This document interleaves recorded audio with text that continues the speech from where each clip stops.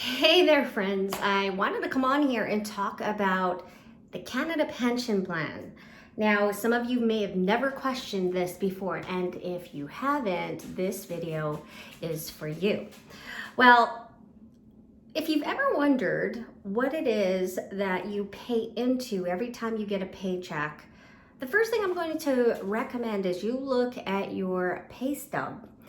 And on your pay stub, you're going to see something that says CPP, or it might even say Canada Pension Plan. You might see other deductions, but for today's video, we're only going to focus on the Canadian Pension Plan.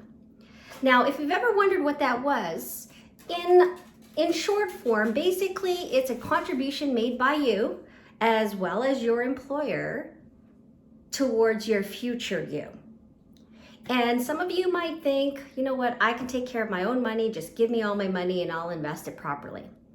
Well, let me tell you, after being in the financial industry for over 25 years, I can tell you that most people are not even saving on their own. So thank God for the government to force us Canadians to put money away for our future self. Because I tell you, if they didn't do that, then we'd be in really big trouble. Anyway, so the CPP was made back in the day because they felt that in the future, the Canadians would not have enough money saved and the system would eventually have to take care of aging Canadians. And we know that that's a huge concern right now, right? We all complain about taxes. Where do taxes go? Where do taxes go? And, you know, to be honest with you, if we didn't have this Canadian pension plan, a lot more of our taxes would be going to those people who did not save enough money for themselves.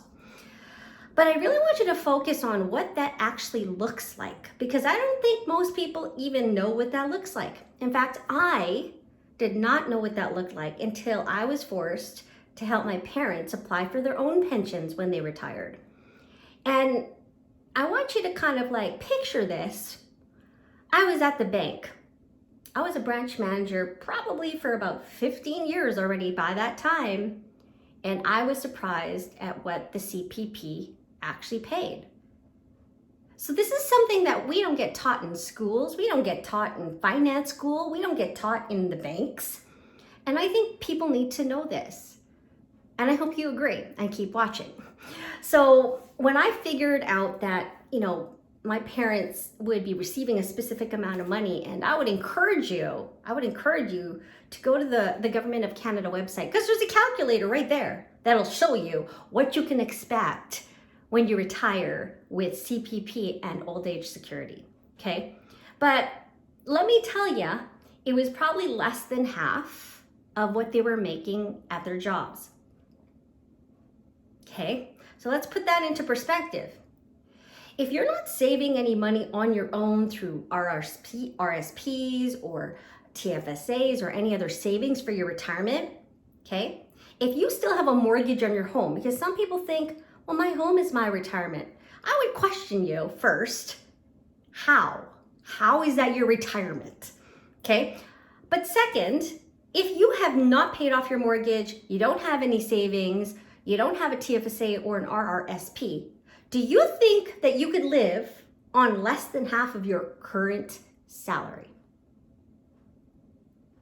Because that's what you can expect. And that's not even the CPP part. That's maybe CPP plus old age security put together. So I would encourage you to go to that Government of Canada website. There's a calculator. I'll put a link in the show notes below so that you don't have to worry about looking it up. Just click on it and you can find out how much it is that you will be receiving at age 65, at age 60. And then get together with your financial advisor and figure out how you can close the gap, because I can almost guarantee you there's going to be a gap. If you want to be earning the same amount of income that you're making right now at your job in retirement, because you feel like that's your lifestyle that you've been accustomed to, then there's definitely going to be a gap. Because if you're only saving 6% and your employer's saving 6%, which is about how much is actually going to CPP, guys, It's 2023 December. It might be changed by the time you watch this video. Anyways, if you think 12% of your current income is going to help you retire with the same amount of money that you're making now by the time you're 65, just let that sink in. Not going to happen unless you have your money properly invested, saving beyond the CPP and OAS, and have a game plan to be out of debt. I got you all. I hope you got value from that. Like, share, and comment on this video if you got value. And continue to watch me because I'll be giving you these tips and tricks along the way and hopefully be helping you get peace of mind with your finances. Cheers.